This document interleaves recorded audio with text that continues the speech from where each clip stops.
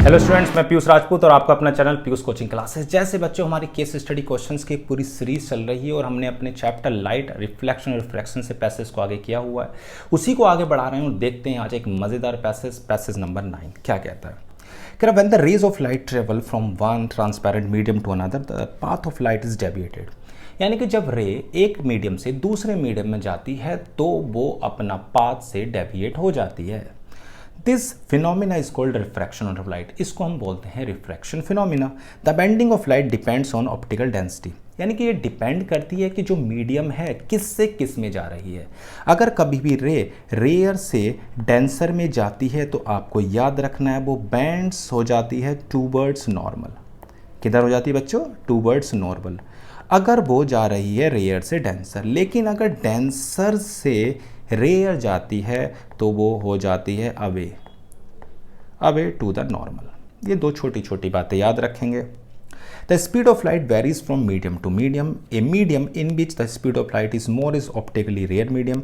यानी कि दो मीडियम है, हम ये नहीं कह सकते कि कोई मीडियम रेयर होगा हमेशा या डेंसर होगा, लेकिन हाँ कंपेयर करके कह सकते हैं कि अगर जिसमें लाइट की स्पीड ज़्यादा है वो रेयर है, जिसमें लाइट की स्पीड कम है वो डेंसर है।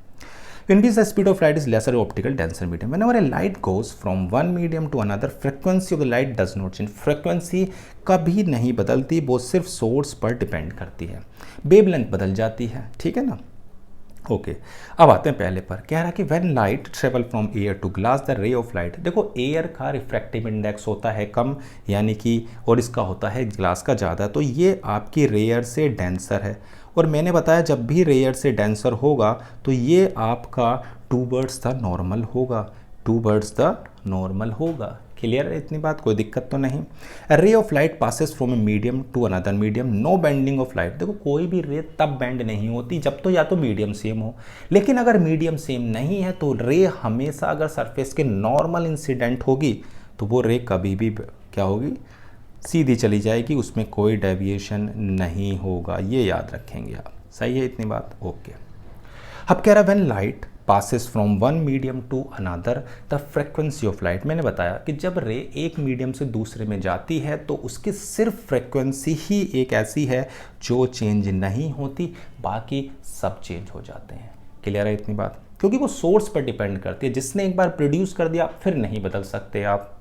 When light passes from glass to water the speed of light। देखो ग्लास का जो रिफ्रैक्टिव इंडेक्स होता है वो वाटर से ज़्यादा होता है, यानी कि ये डेंसर से रेयर में जा रही है इसलिए स्पीड बढ़ जाएगी। डेंसर से रेयर स्पीड बढ़ जाएगी। कह रहा था bottom of pool with water appears to do refraction. देखो बच्चों अगर आपका पूल है जैसे स्विमिंग पूल, उसमें आपका ये पानी भरा हुआ है, ठीक है ना, और अगर मैं कोई भी ऑब्जेक्ट इसमें रख देता हूँ तो देखो रे जो है वो यहाँ से जाती है, ठीक है, और जाने के बाद ये बैंड हो जाएगी अबे द नॉर्मल। अब ये रे और ये वाली रे क्या आपको कभी मिलती हुई दिखाई देंगी? नहीं। तो अगर मैं इसको पीछे प्रोड्यूस करूँ तो इसकी इमेज हमें यहाँ मिलती हुई दिखती है। यानी कि जो ऑब्जेक्ट बच्चों आपका नीचे रखा था वो आपको थोड़ा सा ऊपर दिखाई देता। आप पेंसिल को भी देख सकते हो, ऐसे रखोगे तो आपको बैंड हुई दिखाई देगी ग्लास में अगर पेंसिल को डालना पानी भर के, ठीक है ना। तो हम ये कह सकते हैं थोड़ी सी कहाँ आ जाती है ऊपर, तो इसे कह सकते हैं स्लोअर। कोई दिक्कत तो नहीं। तो क्या बताया मैंने, कोई भी ऑब्जेक्ट अगर पूल में रखा है और आप ऊपर से देखते हो तो थोड़ा सा आपको वो ऊपर नजर आता है। इसीलिए जो फिशरमैन होते हैं उनको भी क्या करना होता है, वो जाल को दूर फेंकते हैं जहाँ पर उन्हें मछली दिखाई देती है उससे दूर। क्यों? क्योंकि एक्चुअल में मछली वहाँ नहीं है, थोड़ा सा ऊपर दिख रही है, तो इसलिए वो दूर फेंक रहे हैं जाल को। तो पैसेज में कोई दिक्कत बच्चों आपको? पैसेज बिल्कुल क्लियर है। चलो बच्चों मिलते हैं फिर नेक्स्ट क्लास में। Thank you.